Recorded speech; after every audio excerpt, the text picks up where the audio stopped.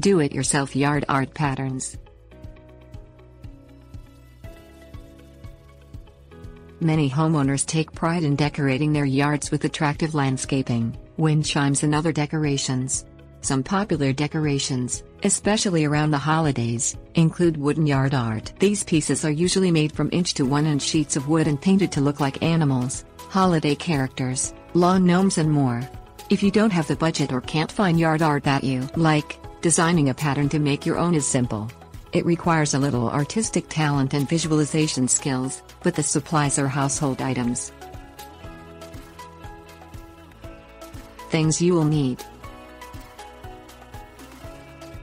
newspaper, tape, chalk or pencil, permanent marker, scissors, glue, cardboard. Tape together several pieces of old newspaper, edge to edge, and lay them out flat on a sturdy surface.